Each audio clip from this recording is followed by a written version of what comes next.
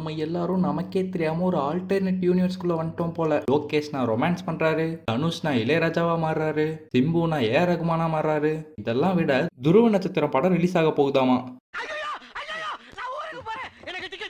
சரி, இன்னைக்கு என்ன ஏதுன்னு விலாவரியா பார்த்துருவோம். ரொமான்ஸே வராது, படத்துல ரொமான்ஸ் பண்றவங்களே போட்டு தள்ளிடுவேன்னு எல்லா ரசிகர்கள் மத்தியிலையும் ஒரு ரக்கட் பாயா வாழ்ந்துட்டு வந்த நம்ம லோக்கினா எப்படா நான் உங்ககிட்ட ரக்கட் பாய்னு சொன்னேன்னு கேட்குற மாதிரி ஒரு சம்பவம் பண்ணி வச்சிருக்காரு.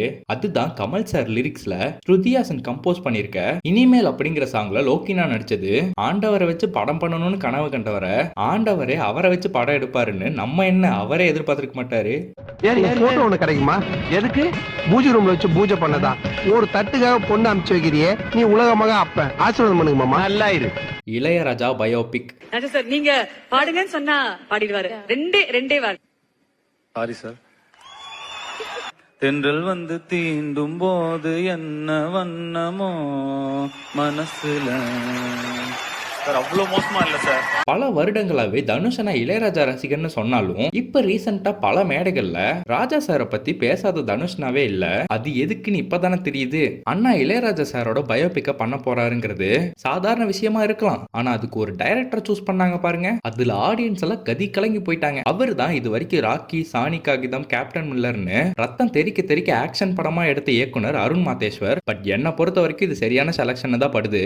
பிகாஸ் இந்த படத்துல ஸ்கிரீன் பிளே கமல் சார் பண்றாரு. சோ ஸ்கிரீன் பிளே பிரச்சனை இல்ல, ஆர்டிஸ்டிக்கு இசை இயக்குனரா இளையராஜா சாரே பண்றாரு. சோ அதுவும் பிரச்சனை இல்ல. அப்ப ஆல்ரெடி இருக்க கதைய தைரியமா எந்த ஒரு மாற்றமும் இல்லாதபடி எடுக்கிறதுக்கு ஒரு நியூட்ரலான டைரக்டர் தேவை. ஏன் அப்படி சொல்றேன்னா, ஃபர்ஸ்ட் இவங்க சூஸ் பண்ண டைரக்டர் மாரி செல்வராஜ் சார் தான். ஆனா அவர் எடுத்தா நல்ல ஆர்டிஸ்டிக்காவே இருந்தாலும் அது ஏதோ ஒரு வகையில ஆட்டோமேட்டிக்கா ஜாதி கலந்த படமா ஆடியன்ஸ் கண்ணுக்கு பற்றுமோன்னு யோசிச்சுதான் இளையராஜா சாரே இந்த படம் என்னைய பத்தி மட்டும்னு பர்சனல் ஜேர்னியா இல்லாம ஒட்டுமொத்த இசைக்கலையை பற்றியும் இருக்கணும்னு சொன்னதா சொல்றாங்க. அப்படி இருக்கிறப்போ அருண் மாதேஸ்வர் இந்த மூவி டைரக்ஷனுக்கு சரியான ஆள் தான் எனக்கு படுது. ஏன்னா அவரோட படங்கள்லாம் என்னதான் ஆக்ஷன் ஓரியன்டாவே இருந்தாலும் ஆர்டிஸ்டிக்காவே பல வேலைகளை பார்த்திருப்பாரு.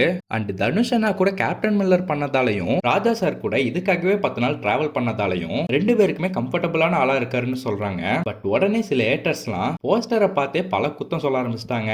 இதுல வேற கமல், ரஜினி கேமியோன்னு ஒரு பொருள் போயிட்டு இருக்கு. அவங்க கேட்கிற ஒட்டுமொத்த சேலரியை விடவும் படம் பட்ஜெட் கம்மி. வேணா ரெண்டு பேரும் சம்பளம் கேட்காம வந்து நடிச்சா பரவாயில்ல, கமல் சாரே ஒத்துக்கிட்டாலும் தான் மருமகனை இளையராஜாவை வச்சு சூப்பர் ஸ்டார் நடிக்க ஒத்துக்க மாட்டாரு. அது தெரிஞ்ச விஷயம் தான். இந்த படத்தை பத்தி தகவல் வந்ததும் படத்துல எப்படியும் எல்லா சினிமா கலைஞர்களும் இந்த படத்துல சம்பந்தப்பட்டிருப்பாங்கன்னு நெட்டிசர்கள் யார் யார் என்னென்ன ரோல் பண்ணுவாங்கன்னு ஏஐ யூஸ் பண்ணி அலும்பு பண்ணிட்டு வராங்க. தனுஷனா இளையராஜாவா நடிக்கிறாருன்னா சிம்புநாதா ஏஆர் ரகுமானாமா, மாதவன் தான் மணிரத்னமாமா, விஷால்நாதா வைரமுத்தாமா. விஷால்நாவை நினைச்சாதான் பரிதாபமா இருக்கு. பர்ஃபெக்டா சிங்க் ஆயிருக்காரு.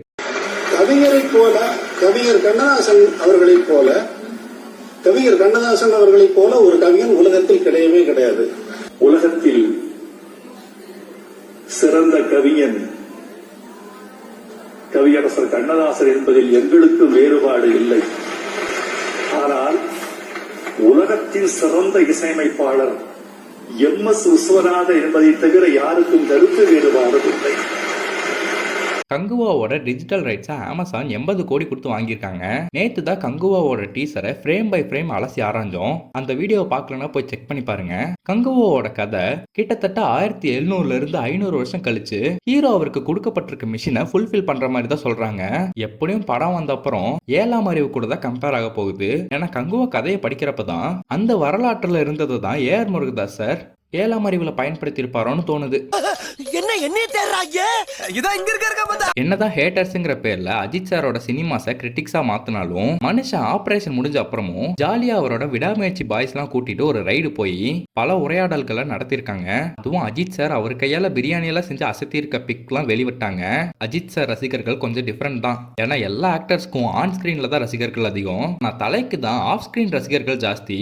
ஒரு பக்கம் இப்படியாச்சும் தலையை பார்த்தரோமேன்னு ரசிகர்கள் இந்த வீடியோஸ்ல இன்டர்நெட்டை ஷேர் பண்ணிட்டு வராங்க. இல்ல நீ பொறுமையா வாத்தல வாழ்க்கை போதுமடா. போறதும் போற இந்த வண்டியை கொஞ்சம் சர்வீஸ் பண்ணிட்டு வாய். இது வண்டியாடா, இதெல்லாம் சர்வீஸ் பண்ண முடியாது. சமாடி வேணா பண்ணலாம். போய் புதைச்சு பால் ஊத்த. The GOAT movie shooting update ஒன்று கிடைச்சிருக்கு. அதுதான் ஏப்ரல் மந்தோட படத்தோட ஃபர்ஸ்ட் அபிஷியல் அப்டேட் வரப்போகுதுங்கிறது. மேபி ஃபர்ஸ்ட் சிங்கிளா கூட இருக்கலாம். படத்தோட கிளைமேக்ஸ் ஷூட்டிங் கேரளா ட்ரிவண்ட்ரம்ல நடக்குது. படத்தோட ஃபைனல் ஸ்கெடியூலுக்கு ரஷ்யா போக போறதா சொல்றாங்க. நெக்ஸ்ட் மந்த் ஏப்ரல் எண்டுக்குள்ள படம் ஷூட்டிங் முடிஞ்சிருமாமா.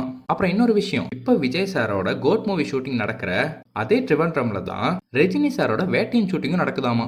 அதுவும் 2 பேரும் ஒரே ஹோட்டல்ல இருக்காங்கன்னா பாத்துக்கோங்களேன். எப்படியும் 2 பேரும் பேசியிருப்பாங்க. ஸோ 2 ஆடியோ லான்ச்லயும் போன தடவை வந்த காக்கா கழுகு கதை மாதிரி ஒரு எலியும் பூனையும் கதை வந்துடாதா? ஐயோ, அனிமல்ஸ் பேரை பூரா அடமொழியா வச்சிருக்கீங்களா? உங்க ஆத்தாப்ப உங்களுக்கு பேரை வைக்கலையா? வச்சதுக்கு அப்புறம் வச்சது